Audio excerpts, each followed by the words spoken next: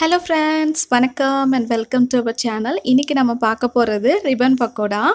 சாயங்கால நேரத்தில் குழந்தைங்க ஏதாவது ஸ்நாக்ஸ் செஞ்சு தாங்கன்னு கேட்கும்போது கொஞ்சம் கூட யோசிக்காமல் கிச்சனில் போயிட்டு இருக்கிற பொருளை வச்சு சட்டுன்னு சிம்பிளாக ரெடி பண்ணக்கூடிய ரிப்பன் பக்கோடா. அதே நேரத்தில் ரொம்பவும் டேஸ்ட்டாக இருக்கக்கூடிய ஒரு ஸ்நாக் இது. வாங்க எப்படி பண்ணுறதுன்னு பார்க்கலாம்.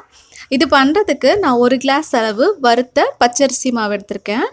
இந்த 1 கிளாஸ் அளவு பச்சரிசி மாவுக்கு 1/2 கிளாஸ் அளவு கடலை மாவு எடுத்திருக்கேன். இதுக்கப்புறம் 1/2 ஸ்பூன் மிளகாய் பொடி, 1/4 ஸ்பூன் மஞ்சள் பொடி, 1/2 ஸ்பூன் சீரகம், கொஞ்சமாக பெருங்காயம் நல்லா தட்டி எடுத்து வச்சுக்க போகிறேன். இது கூடவே தேவையான அளவு உப்பு, 2 ஸ்பூன் எண்ணெய் நல்லா சூடு பண்ணி சேர்த்துக்கோங்க. இப்போ இது எல்லாத்தையுமே நல்லா மிக்ஸ் பண்ணிக்கலாம். அரிசி மாவு, கடலை மாவு, அதுக்கப்புறமா மிளகாய் பொடி, மஞ்சள் பொடி, அதுக்கப்புறமா சீரகம், பெருங்காயம் நல்லா தட்டி சேர்த்துக்கிறேன். தேவையான அளவு உப்பு, எண்ணெய் நல்லா சூடு பண்ண எண்ணெய், இது எல்லாத்தையும் சேர்த்து நல்லா பிசைஞ்சிக்கோங்க. ஒரு இடியாப்பு மாவு பிசைவோம் இல்லையா, அந்த பதத்துக்கு பிசைஞ்சிக்கோங்க. கொஞ்சம் கொஞ்சமாக தண்ணி சேர்த்து நல்லா கையை வச்சு பிசைஞ்சிக்கோங்க. 5 நிமிஷத்துலேயே நம்ம சிம்பிளாக சீக்கிரமாக பிசைஞ்சிடலாம்.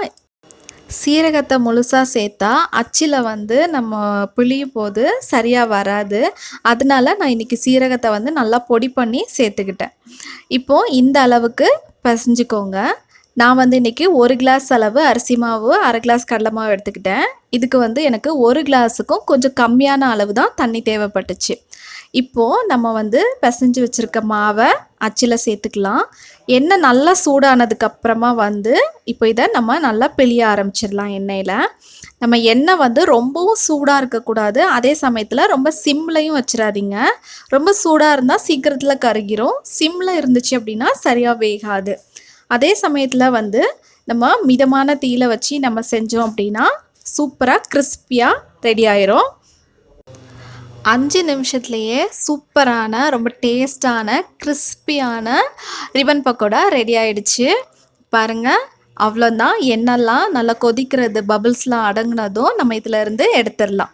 இப்போது நம்ம எடுத்து மாற்றிக்கலாம். மிச்சம் இருக்கிற எல்லாத்தையுமே நம்ம போட்டு எடுத்துடலாம். பாருங்கள், நான் எடுத்துக்கிட்ட அந்த 1 கிளாஸ் அளவு அரிசி மாவுக்கு எவ்வளோ ரிப்பன் பக்கோடா வந்திருக்கு பாருங்கள்.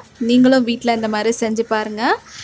சிம்பிளாக ஈஸியாக நம்ம வீட்டிலையே செலவே இல்லாமல் ரெடி பண்ணிடலாம். இந்த வீடியோ உங்களுக்கு பிடிச்சிருந்துச்சுன்னா என்னோடய சேனலை மறக்காமல் சப்ஸ்கிரைப்